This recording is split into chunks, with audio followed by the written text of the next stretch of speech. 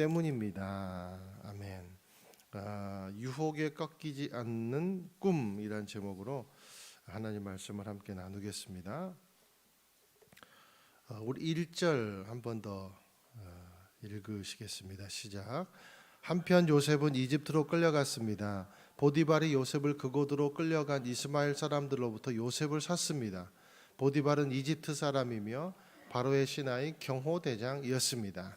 요셉이 끌려간 곳을 설명하는데 맨 앞에 나오는 명사가 있어요.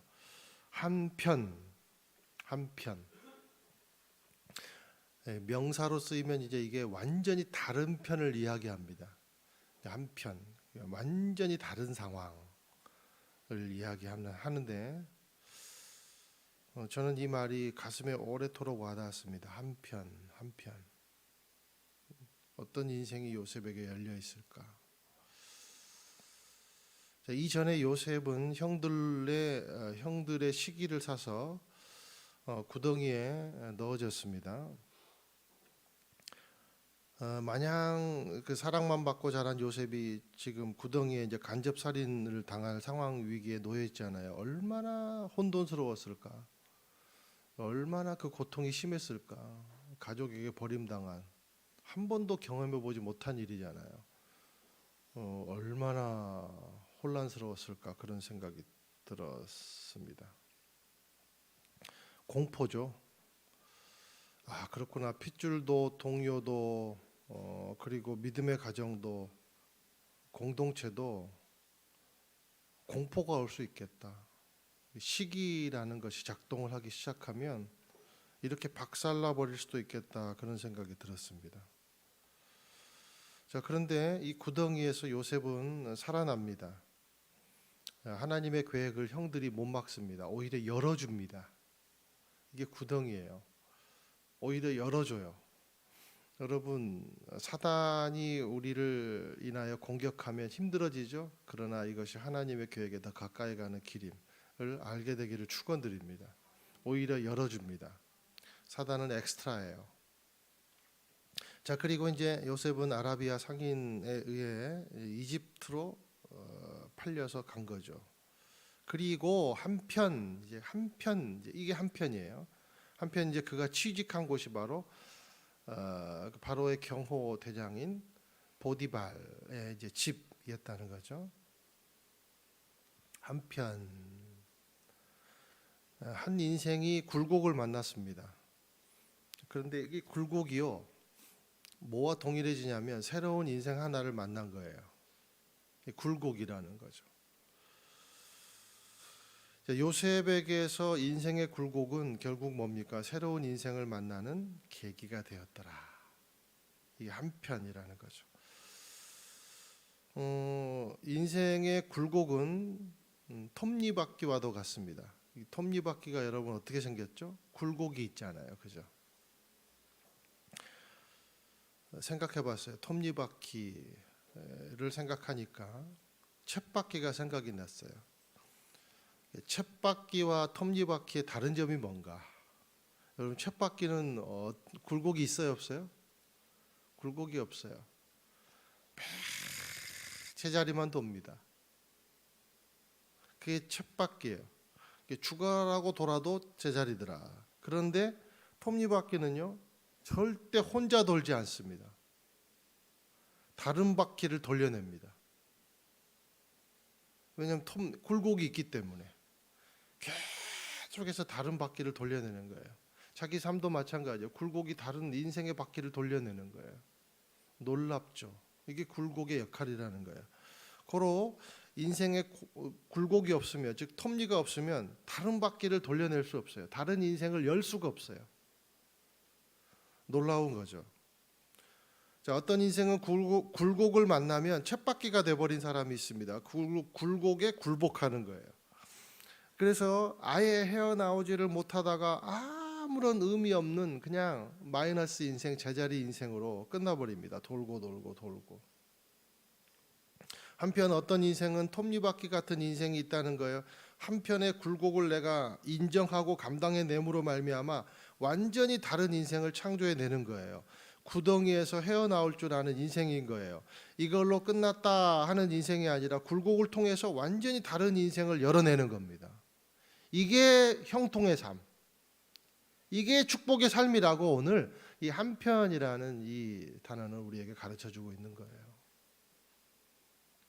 저와 여러분에게 이 톱니바퀴가 있기를 예수님의 이름으로 축원드립니다. 쳇바퀴 인생이 아니라 톱니바퀴 인생이 되기를 주님의 이름으로 축원드립니다.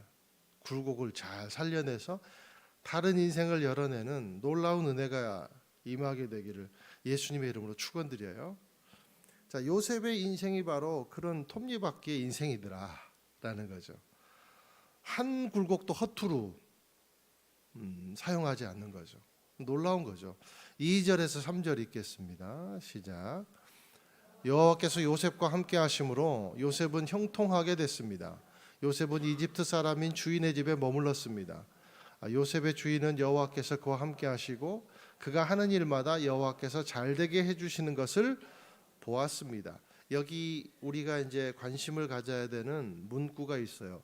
여호와께서 요셉과 함께 하심으로 이 말입니다. 근데 결과가 어떻게 됐어요? 형통하게 됐더라. 여호와께서 요셉과 함께 하심으로 형통하게 됐더라. 이게 2절에서 3절에 반복되고 있어요. 두 번이 나오는 거죠. 그런데 39장을 보면 이 말이 몇 번이 나오는가 봤더니 4번이 나옵니다. 정확하게 4번이 나오는데, 자, 39장은 우리가 오늘 39장을 이제 전체를 볼 거예요. 근데 39장은 3가지 장면이 있어요. 첫 장면은 이제 한편으로 열어지는 장면인데, 그것이 뭐냐면 요셉이 보디발의 가정 총무 일을 맡게 되었다. 그러니까 취직이 되었다는 거죠.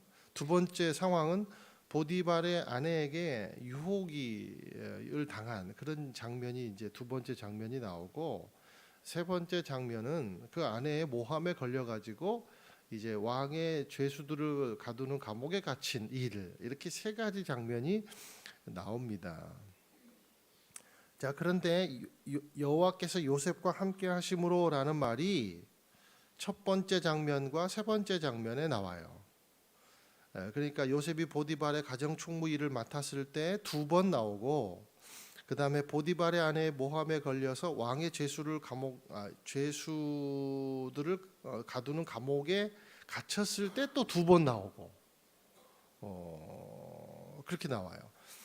자, 그러니까 그분이 함께, 여호와께서 함께 하셨기 때문에 보디발의 가정에 복이 내렸다는 거죠. 그리고 여호와께서 그와 함께 하셨기 때문에 그가 그 강한 임재 가운데 있었기 때문에 유혹을 이길 수 있었던 거죠.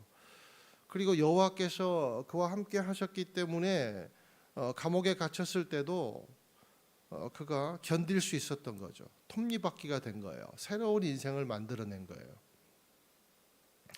그것이 형통이다라고 성경은 표현하고 있는 거예요. 다른 게 아니라 이게 형통이다라고 성경은 표현하고 있는 거예요.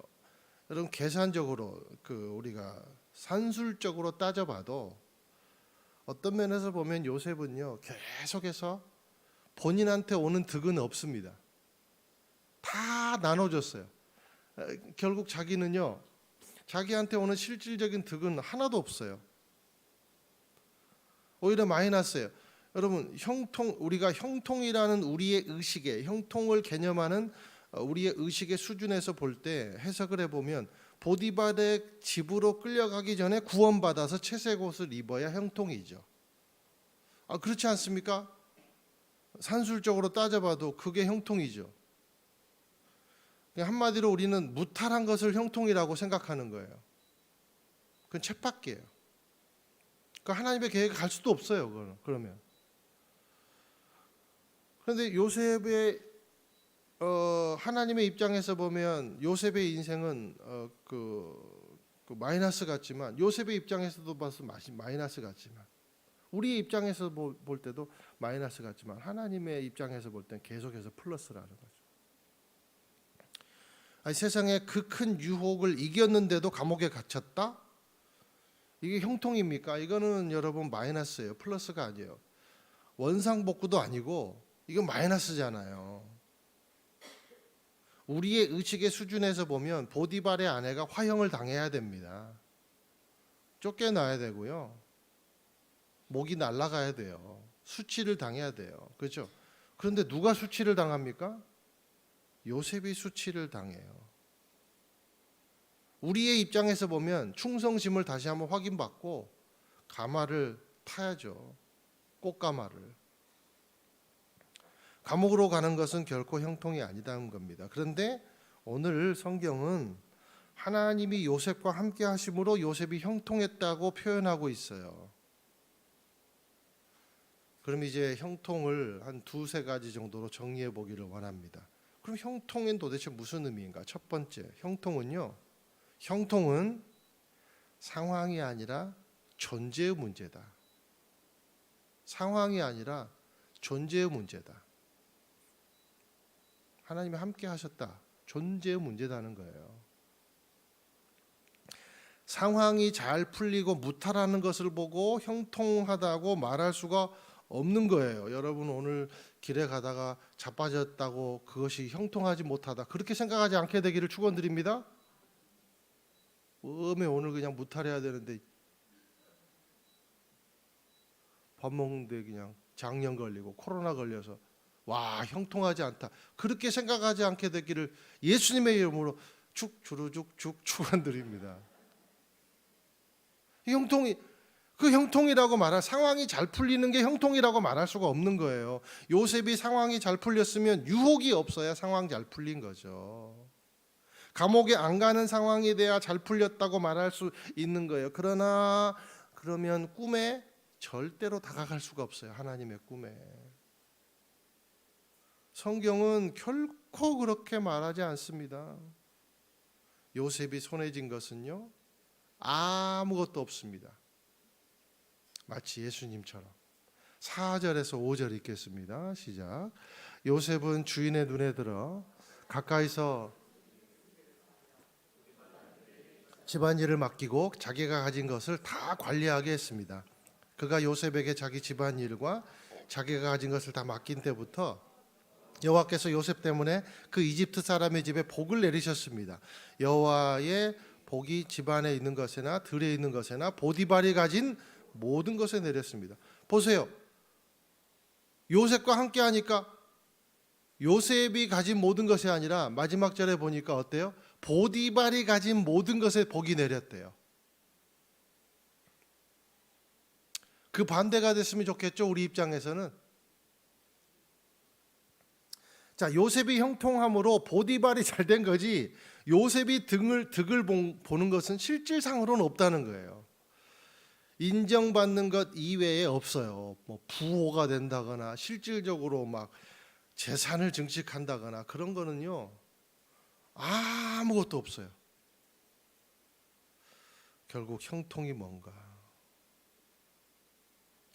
3절에 보니까 요셉의 주인은 여호와께서 그와 함께 하시고 그가 하는 일마다 여호와께서 잘되게 해주시는 것을 누가 봤어요? 보디발이 봤다는 거예요. 나와 함께 한 사람이 봤다는 거예요. 나에게 존재하는 하나님이 누구에게도 비춰진 거예요. 그에게도 비춰진 거예요. 나에게 함께 하신 하나님이 누구에게 비춰진 거예요? 김 집사님한테도 비춰지고 임 집사님한테도 비춰지고 순장님한테도 비춰지고 다락방장님한테도 비춰지고 그런 거예요.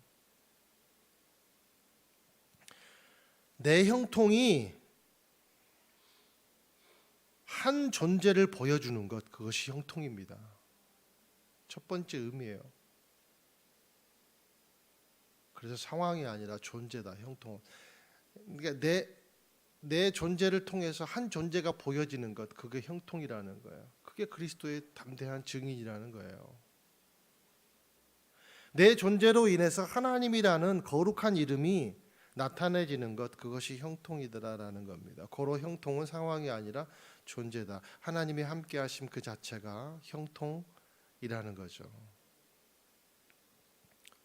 저와 여러분이 하나님과 하나님이 함께 하고 계시다는 사실을 보여주며 살아가는 인생입니까? 아니면 자기가 가득 차서 하나님을 가리는 줄도 모르고 살아가면서 하나님을 보여주고 있다고 착각하면서 살고 있지는 않습니까? 성경에 실제 인물들이 나와요. 그게 여러분 바리새인과 세리인의 기도지 않습니까? 바리새인은 철저하게 자신이 하나님과 함께하고 있다고 착각해요. 그죠? 세리는요, 나 같은 존재는 하나님 옆에 갈 수도 없어요. 그러면서 살아요. 그런데 누가 정작 하나님과 함께해요? 세리와 하나님이 함께하는 거예요. 자, 이 함께 하심이 있는 사람은 어떻게 형통할까? 어떻게 형통할까? 형통의 두 번째 개념으로 우리가 이제 다가가 봅니다. 두 번째, 형통은요, 하나님의 계획에 더 가까이 가는 거예요. 내 계획이 아니라 하나님의 계획에 더 가까이 가는 것이 형통이라는 겁니다. 자, 요셉이 굴곡을 겪으면 겪을수록, 자, 인생의 톱니를 만나면 만날수록 굴곡을 겪으면 겪을수록 어디에 더 가까이 갑니까? 지금 하나님의 계획에 가까이 가. 자신의 꿈에, 하나님이 주신 꿈에 한 걸음 한 걸음 스텝 바이 스텝으로 가까이 가는, 이게 형통이라는 겁니다. 자, 구덩이에 갇혔고 아라비아 상인에게 팔렸어요. 원래 여러분 아브라함에게 하나님이 너는 복의 통로가 될 것이다, 너는 복이 될 것이다, 복의 근원이 될 것이다고 말씀하셨잖아요. 이 아브라함에게 한 약속이 누구에게까지 지금 이어져요? 요셉에게까지 이어져요. 그런데 요셉이 그 꿈을 이루려면 어떻게 합니까? 하나님의 계획에 가까이 가야 되죠. 그게 굴곡이라는 거예요. 결국 형통은 뭔가? 하나님의 계획에 가까이 가는 거예요. 바로에게 가까이 가려면 아라비아 상인들에게 팔려야 됩니다. 형통의 2단계. 1단계는 구덩이에 팔린 게 1단계. 형통의 1단계. 하나님 함께 하셨죠. 그래서 구해줬어요. 형통의 2단계. 아라비아 상인에게 팔려갔어요. 2단계라는 거죠. 또 하필이면 이제 팔려갔는데 경호실장인 보디발의 집으로 팔려가게 됩니다. 그리고 거기서 인정을 받습니다. 그게 형통의 3단계. 누구 집으로요? 하필이면 바로의 왕의 경호실장인 보디발의 집으로 팔려간 거예요. 바로에게 가려면 반드시 여기 이 집에 취업해야 돼요. 이 형통의 3단계. 이 전문 용어로 아다리가 맞았다. 그리고 이 욕정의 화신인 보디발의 아내의 모함에 걸려서 감옥에 가버립니다. 형통의 4단계. 그리고 이제 꿈을 해석하는 게 이제 형통의 5단계. 이제 마지막 코앞까지 이제 간 거예요. 코앞까지. 여러분, 이게 형통입니까? 아닙니까? 형통이죠. 혼자 힘으로는 죽었다 깨어나도 바로에게 못 가요. 하나님이 함께 하셔야 되는 거예요. 하나님이 함께 하시니 하나님의 계획에 1단계, 2단계, 3단계 가는 겁니다. 이게 형통이라는 거예요. 이게 형통이라는 거예요. 이게. 이 성경이 말하는 요셉의 인생을 통해서 보여주는 형통이라는 거죠.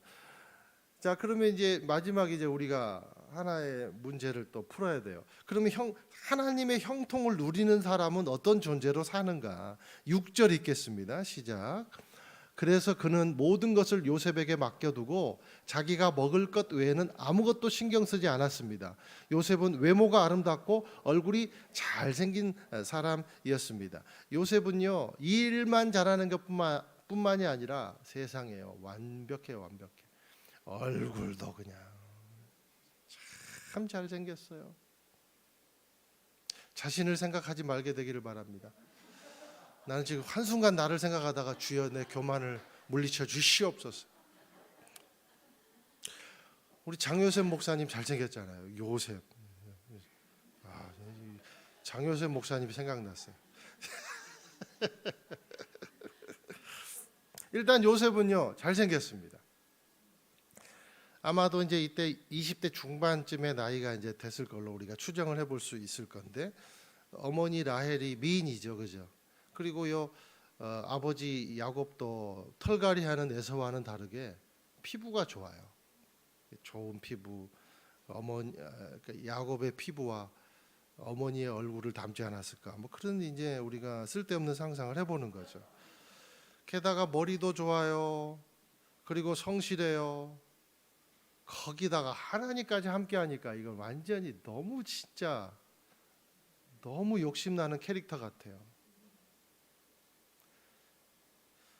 그런데 이제 보디발은 어떤 사람이에요? 아주 예민한 직업을 가진 사람이고 바쁜 사람이니까 왕과 함께 이제 국정일이 한 번씩 걸리면 막 몇 달째 못 들어오는 일도 있고 전쟁터 한번 나가면 못 들어오고 그러잖아요.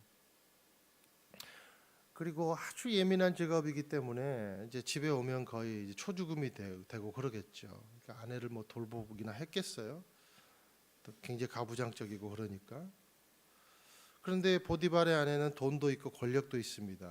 아마 제가 볼 때는 외모도 아름다웠던 것 같아요. 그러니까 유혹을 하죠, 요셉을. 안 그러면 시험이죠.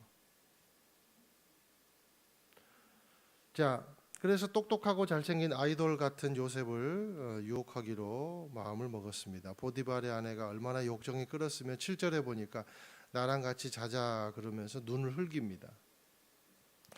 유혹한 거죠. 8절에 보니까 요셉은 한순간의 망설임도 없이 그 유혹을 거절을 해버립니다. 그러면서 9절에 이렇게 얘기해요. 읽겠습니다. 시작. 이 집에서 저보다 큰 사람이 없습니다. 내 주인께서 제게 허락하지 않으신 것이라고는 마님밖에 없는데 그것은 마님은 주인의 아내이기 때문입니다. 그런데 제가 어떻게 그 악한 짓을 저질러서 하나님께 죄를 짓겠습니까? 여기 이게 중요해요. 하나님께 죄를 짓겠습니까? 하나님께 죄를 짓게. 여기다 밑줄 쳐야 돼요. 자, 요셉은 그러니까 자기가 잘생긴 외모라는 장점으로 살지 않고 자기가 성실하고 똑똑하다는 장점으로 살지 않고 젊은 혈기 막 갖다 쓰는 사람으로 살지 않고 위치를 빌어서 자기 욕심을 채우는 그러한 재미로 살지 않고 오직 하나님을 신뢰하는 믿음으로 살았다는 겁니다. 무엇보다도 하나님 앞에 내가 있다는 신전 의식, 신 앞에 있다는 의식, 하나님 앞에 내가 있다는 의식으로 그렇게 사는 거예요. 이것이 바로 형통한 자가 형통할 수밖에 없는 형통자의 태도라는 겁니다. 그리고 이것이 꿈꾸는 자의 모습이요 사명자의 본 모습이라는 겁니다. 형통한 자는요 상황이 아니라 뭘 봐요? 믿음을 보는 거예요. 믿음을 신뢰하는 거죠. 이게 형통한 자의 태도라는 겁니다. 사랑하는 여러분, 저는 저와 여러분이 상황이 아니라 신뢰하게 되기를 예수님의 이름으로 축원드립니다. 그러니까 어떤 상황 가운데서도 신뢰하는 것을 포기하지 않아야 되는 거죠. 하나님을 신뢰했기 때문에 유혹을 이길 수 있었던 거죠. 상황의 노예가 아니라 신뢰하고 동행하는 의미로 인생을 풀어낸 거예요. 인생을. 이 인생을 매 건건 상황으로 풀어내는 것이 아니라 신뢰함으로 풀어내는 거예요. 그러니까 다른 해석이 나오는 거예요. 하나님이 주신 계획이 무엇보다 우선인 삶을 사는 거죠. 근데 보디발의 아내의 유혹은 이번 한 번으로 끝나지 않습니다. 아마 귀부인인 자기 위치와 미모를 사용하면 요셉이 넘어올 줄 알아. 처음엔 겁먹어서 그랬겠지만 이젠 유혹당할 줄 안 거죠. 10절 한번 읽겠습니다. 시작. 그녀가 날이면 날마다 요셉에게 끈질기게 요구했지만 요셉은 그녀와 함께 자기를 거절했을 뿐만 아니라 함께 있으려고도 하지 않았습니다. 그녀가 날이면 날마다 눈이 돌아버린 거예요. 눈이 돌아버린 거. 20대 젊은이에게 이만한 유혹이 요셉의 입장에서 보면 어디 있겠습니까? 그런데 요셉은 함께 있으려고도 하지 않았다는 거예요. 그리고 옷을 벗어버리고라도 붙잡는 옷을 그냥 벗어버리고라도 상황에 이끌려 다니지 않는 거죠. 보디발의 아내는 눈이 돌았습니다. 가짜는 자기가 가지려 하는 것을 가지지 못할 때 눈이 돌아버립니다. 철저하게 응징하고 상황을 교란시키고 가짜 뉴스를 퍼뜨림으로 복수합니다. 이게 가짜의 특징이에요. 가짜를 여러분 조심하게 되기를 주님의 이름으로 축원드려요. 고급스럽게 가짜든지 대놓고 가짜든지 그런데 이 보디발의 아내는 대놓고 가짜 짓을 해요. 14절 15절 한번 읽겠습니다. 시작. 집에서 일하는 하인들을 불러 말했습니다. 보라, 주인께서 우리를 웃음거리로 만들려고 이 히브리 사람을 데려왔나 보구나. 이 사람이 내게로 와서 나를 덮치려고 해서 내가 큰 소리를 질렀다. 내가 목소리를 높여 고함치니까 그가 옷을 내버려 둔 채 집 밖으로 도망쳤다. 이게 요즘 유행하는 가짜 뉴스. 자기가 유혹하고 자기가 죄를 지어놓고 하인들을 불러가지고 측근들을 불러서 여론을 조작합니다.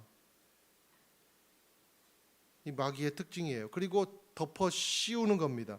정치인들이 사용하는 수법을 쓰는 거예요. 가진 권력으로 언론을 장악하고 못 가진 자를 호도하고 기만함으로 자기 권력을 유지합니다. 권력을 사용해서 감옥에 가둡니다. 이것이 가짜의 특징이라는 거예요. 저와 여러분이 진짜와 가짜의 특징을 잘 구분하게 되기를 주님의 이름으로 축원드립니다. 듣는 대로 말하지 말고 믿음을 가지고 해석하게 되기를 예수님의 이름으로 축원드려요. 그것이 지혜라는 겁니다. 이제 19절에서 23절까지 읽겠습니다. 시작. 그의 아내가 당신의 종이 이런 짓을 했습니다라고 말하는 것을 듣자 주인은 크게 분노했습니다. 요셉의 주인은 요셉을 데려다가 왕의 죄수를 가두는 감옥에 집어넣었습니다. 요셉은 감옥에 갇혔습니다. 그러나 여호와께서 요셉과 함께 하셨고 그에게 자비를 베푸셔서 요셉을 간수의 마음에 들게 하셨습니다. 간수는 요셉에게 감옥에 있는 모든 사람들과 거기에서 이루어지는 모든 일들을 다 맡겼습니다. 간수는 요셉이 맡은 모든 것에 대해 조금도 간섭하지 않았습니다. 이는 여호와께서 요셉과 함께 하셔서 그가 하는 일마다 형통하게 하셨기 때문입니다. 자, 보디발이 왜 먼저 풀 것은 보디발이 왜 강간 미수범인 이 요셉을 직결 처분하지 않고 칼도 차고 다녔을 거 아니에요. 그냥 빼갖고 죽여버리면 끝났죠. 그런데 굳이 왜 요셉을 감옥에 가두는 절차를, 그것도 왕의 죄수들의 감옥, 왕의 죄수도 아니잖아요. 그런데 왜 왕의 죄수의 감옥에 가둡니까? 첫 번째, 하나님이 보호하셨기 때문에. 하나님이 보호하셨기 때문에. 보디발은 알았어요. 요셉에게 다른 힘이 작동하고 있다는 사실을. 보디발의 그 요셉의 힘, 그냥 그 자신에게서 나온 능력이 아니라 뭔가 다른 힘이 작동하고 있다는 것을 안 거예요. 하나님의 힘이 두려운 거예요. 그런데 어떻게든지 이 일은 해결은 해야 되고. 사랑하는 여러분, 하나님의 꿈에 사로잡혀 있는 사람은 다른 힘이 작동합니다. 그래서 절대로 죽지 않아요. 이것을 믿게 되시기를 축원드립니다. 왜 보디발은 요셉을 죽결 처분하지 않고 감옥에 가뒀을까? 자기 체면 때문에. 아내를 치면 자기 체면이 망가지잖아요. 이게 보디발도 알았던 거예요. 자기 아내의 그런 성품을. 그런데 아내를 치자니 이건 자기 체면이, 자기 가정이 다 망가져 버릴 것 같고. 그러니까 그냥 히브리 노예 한 사람을 희생양으로 삼은 거죠. 요셉은 그러나 누구도 죽일 수가 없었습니다. 왜? 하나님이 그와 함께 하시니까, 다른 힘이 작동하기 때문에. 그래서 유혹을 넉넉히 이길 수 있었고, 그래서 형통한 거예요. 복된 인생은 그런 인생입니다. 자, 정리합니다. 굴곡이 없는 것이 아니라 굴곡이 새로운 인생을 여는 통로가 되는 것, 이게 형통이라는 거죠. 톱니바퀴 같은 인생. 이렇게 사신 분이 또 한 분 계세요. 예수님이죠. 그래서 우리가 요셉을요, 예수님의 예표자, 요셉의 인생을 예수님의 인생과 대비를 해서 많이 얘기를 합니다. 요셉은요, 굴곡이 너무 많았습니다. 요셉은 하는 일마다 십자가로 갔어요. 십자가로. 너무 선하게 살았는데 다 십자가. 그죠? 예수님도 이렇게 살았어요. 자신이 얻은 게 없어요. 요셉도 마찬가지예요. 다 남 주고 사는 인생 살았어요. 예수님이 보니까 이렇게 사셨어요.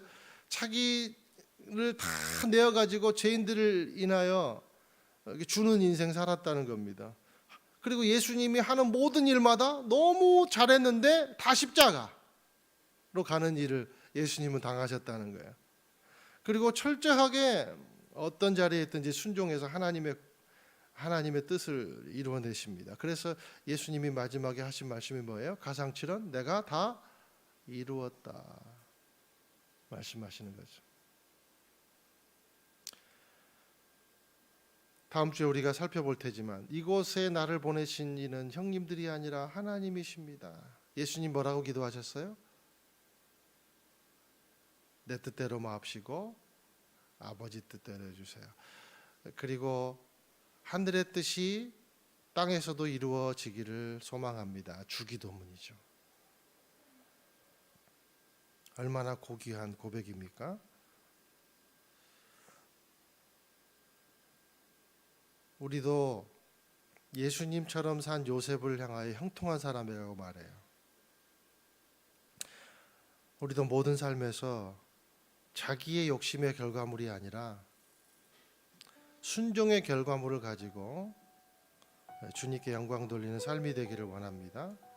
내 뜻이 아니라 주의 뜻이 이루어지는 삶을 살아드림으로 말미암아 하나님이 함께 하심을 누구에게나 보여줄 수 있는 형통한 인생이 되기를 예수님의 이름으로 축원드립니다.